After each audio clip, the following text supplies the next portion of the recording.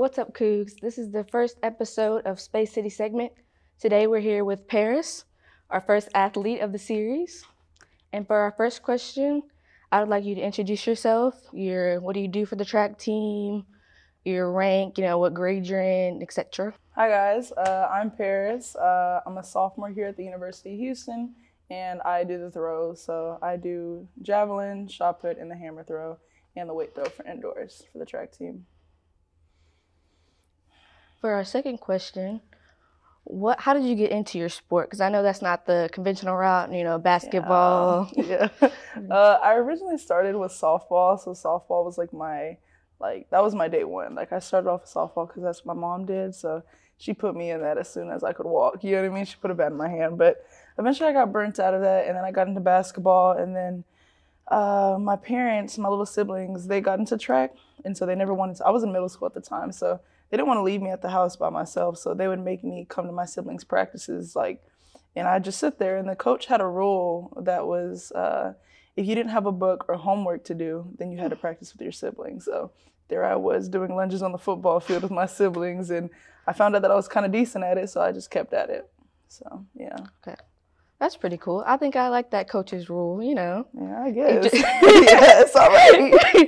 Introduce the kids to some activity, and also you found your love of another sport as well. Absolutely, yeah. And you've been successful thus far, so that's a good thing. For our next question, what are some misconceptions about your sport? As far as misconceptions go, I'd probably say the main thing, or the main one that I come across often, is that everybody can do track, meaning it's easy. You know what I mean? It's every sport requires a skill. Obviously, with basketball, it's a different skill set. With track, people think, okay, running and lifting heavy objects just comes natural, when it doesn't. You know what I mean? Anybody can do it, but as far as being good at it, that's a completely different thing. So I think, definitely everybody can do it. It's doable, but as far as being good at it and being successful at it, that's a completely different story. So, yeah. Okay, I understand. I understand there are track passes and things like that. So beyond just the natural talent, you do put in a bunch of hours of work. So if a person had, I wouldn't say little to no talent, but if they had some talent, how long do you think it would take to nurture that gift? Because you said you started in middle school, so. Yeah, so I did softball. So my first, my easiest event that came to me was the javelin, and that's a very similar throwing movement. So I think talent and what you've done in the past and your other athletic background, I think that also ties into how long it'll take for you to achieve a certain skill level or a skill set in the said sport. So if you take a football player that can bench 400 something pounds, if he were to get the proper technique and learn how, and it's not just about having technique, you have to learn how to utilize that strength throughout the technique, because you can go through the motions all you want, but as far as using your strength at the proper time and timing everything up, that's a completely different story. So depends on how fast of a learner you are, you know what I mean? Yeah. I'm not saying if you're going to come join the track team sooner or later, but so I'd say it probably takes a few months for you to get everything on lock. So, yeah. Understandable. And when it comes to NIL, how does that impact your sport? NIL is fairly new to sports as a whole. I feel like NIL, it's a great thing, because athletes, the amount of work we put into everything, at the end of the day, not everybody gets a full scholarship. So some athletes are able to use that NIL money to pay for school. And I think that's a understanding amongst NIL. Everybody thinks that that's just extra money in our pocket, when that's not the case. You know what I mean? In some cases, people use that to pay for their schooling, you know what I mean? Or just whatever their financial circumstances, it ranges. But NIL has blessed a lot of student athletes, and it's made life a lot easier, because we're just like regular students, you know what I mean? But we just we take out a lot of time out of our day to, put to our sport, where we could do for a job, you know what I mean? So it's kind of like working a 9-to-5, basically, that's a lot more physically, demanding. Yeah, physically demanding. And so, like I said, not everybody gets NIL, but if you apply yourself, and, you have the face and you have the name, brands are going to want you to represent them and stuff. So, I think it's a great opportunity, and I'm glad the NCAA allowed us to, have that. So, yeah. It is a great opportunity Because I know if they do have the name in the face, they don't have to like turn or would end up doing traditional jobs like the 9 to 5. Yeah, like HEB or something. Yeah. So I think that's a very cool responsibility, you know, because now you're building a brand. You can do anything. You can be on whatever show and just really grow. Yeah, it works out really well. I mean, like I said, I used to work at HEB, so ain't nothing wrong with it. But There's nothing wrong with it, yeah. It's not like you can go to practice, you know, and, you know, go do, like, practice, tutoring, rehab. You can't do all of that from 7 a.m. to 5 p.m. and then, you know, have homework afterwards and go do a late night shift at, you know, whatever job. So NIL is just tied into what our schedule is now, I feel like, and it makes our financial, like, what's the word? It makes like less of a burden. Yeah, it lifts up a financial burden for some to a certain level. So yeah. Okay. Speaking of 9 to 5s, what do you want to be when you grow up? Like, what is your next step? So I want to become an FBI agent. My dad, he's a police officer, and I was able to see everything that he was able to do, you know, for the community and how well of a man he turned out to be and how he was able to help others. So I'd like to do that, but to a different extent. And I originally wanted to be a college coach, but I decided against that. So so I really want to be in the community every day. I want to be doing something different. So and I want to be active every day. So I think an FBI agent, I'll always be on my toes, you know what I mean? And there's different things that I have to get to that. So I'd have to start with law enforcement first. So being a police officer or like a correctional agent, I think is like for a certain amount of time to achieve that. But the end goal is the FBI agent. So yeah. That's really cool. I feel like you can be different places. Yeah, travel. Yeah. Travel for free. Not on my dime. Very true. So lastly, what do you have upcoming for your season? Like, how do you prepare?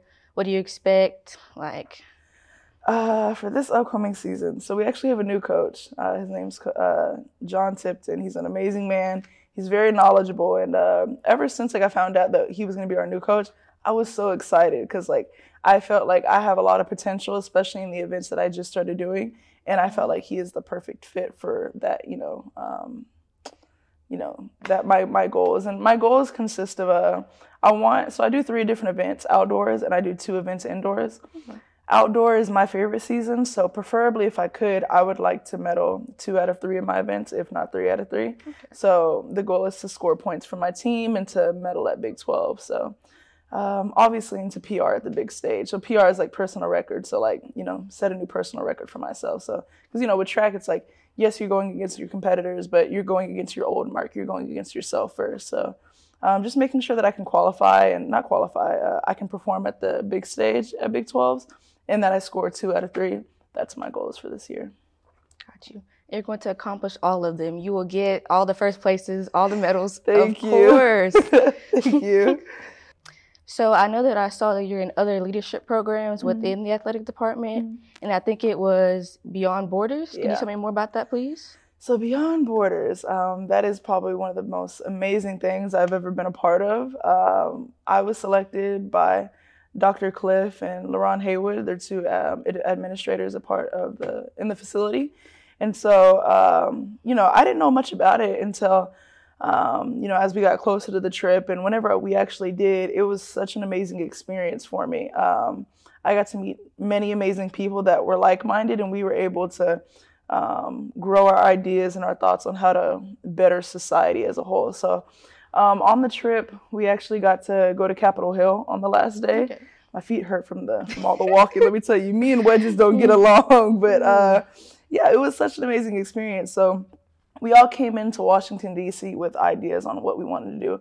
My original plan was mental health and homelessness, as a whole, because I have my own org where we feed the homeless and everything. So here in Houston, it's kind of ridiculous to me. We're on campus. If you drive 15 minutes downtown to the bus station, it's ridiculous to see, the unhoused people, you know what I mean? And what we're not doing for them. It's pretty ridiculous to me. So I think there's changes that can be made within our city and within the government as a whole to where we can care for them and tend to them the way they need help for. So, but yeah. So anyways, went to Washington, D.C. and we all got to meet with like-minded people, and we got to talk about different ways and solutions to like how we can fix that. So yeah, it was a pretty amazing experience. I met some lifelong friends there, and we still talk to this day. And I officially have set in stone friends to come and support me at my game. So if I'm all the way at Baylor, you know, I know a few people on the Baylor campus that can come watch me compete. So just building friendships and really getting to understand different perspectives other than my own, it was a pretty amazing experience. So yeah. That's good. We love support and supporting other people. Absolutely. Now, you also said you're in the org. Is that org within Beyond Borders, or is that just like a separate? So that org is actually, it's my own. So it's called Little by Little. And in January, we were able to feed 150 homeless people.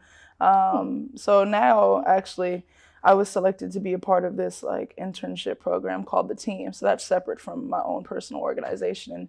And they're going to help me house, feed, and kind of put at least 10 to 15 individuals back on track for them to get a job and everything. So, you know, my biggest thing was like, of course, you know, a meal is a meal, but they're going to get hungry again, like, you know, obviously, like all humans do. But it's like, as far as like, I have a home to go to at the end of the day. I have all these things that a lot of people take for like granted for.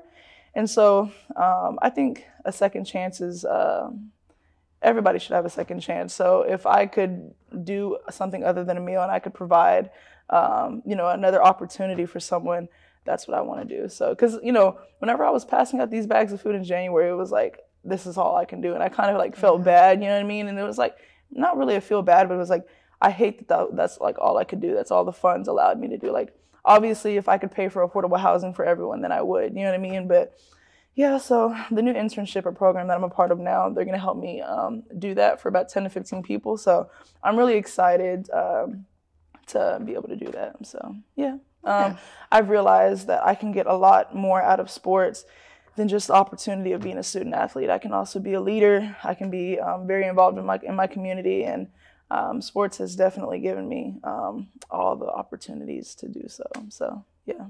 Beautiful. Within your internship, because like, you know, you have your busy student athlete life, like, is that now or is that when you're going to be done with your season? No, it's actually now. So lovely. Yeah. So wake up, you know, at the crack of dawn, you know what I mean? And I'll go to practice, do whatever, do homework. And then sometime in the afternoon, we'll meet up on Zoom calls. We'll have our rough drafts submitted. And the good thing about this internship or this program, I will call it a program. Yeah. The good thing about this program is we have like advisors who help us with our projects. So people who have been in our shoes before, they know how to shape and they know how to structure programs like this for the best, you know, turnout. So I have about 2 to 3 adults that I can look to give me pointers and advice. And so, yeah, it makes me like really excited, and it takes not a load off of me, but it makes, you know, sometimes when you have so many ideas going on up in your head and you're having problems, like, you know, organizing it all, you can just put them all out there and someone else can help you, you know, organize them. So, yeah, I want to pair with them. And then I'm also in a org C100 here. I love my org. That's an org here on campus that, you know, I'm involved in, but I absolutely love them. And me and C100 and maybe a few other orgs I haven't reached out to yet on campus, we're going to be able to partner up to do more than just what I initially said, because I also want to give out, you know, Christmas presents and everything throughout Third Ward and everything. And then also feeding another 150 homeless people in maybe January. But, I mean, the good thing is like, as long as you team up with someone, like I have a problem with asking for help, and I'm learning now, like it's okay to ask for help. You know, you can't just take everything all on at once. So sharing ideas with those that you trust and everything, that has taken me a long way. So yeah, and confiding in others and just collabing with people and like coming together with people, and they share their amazing ideas, I share mine. I can turn out to a way better turnout than it would be if I just did it on my own. So yeah. Yeah, I would agree. It's great to have support, and also you already have so many things going on, so it's great to not have to take the whole project on. Absolutely, and it's like it's fairly spread out, you know what I mean? So it's not like everything's due on one date. It's like a little bit over time. So as long as I don't procrastinate, which I will say is a terrible thing of mine, as long as I stay on top of my work, like I handle schoolwork and then that, or in whatever order, before the deadline, so I'm not up till 11:59, but But yeah, so yeah. So it's doable. It's a little hard, but it's doable, and I'm grateful for the position. I'm Daleigh Denson, and this is Paris Kimble. Thank you for watching Space City segment. See you next time. Go Cougs! Go Cougs!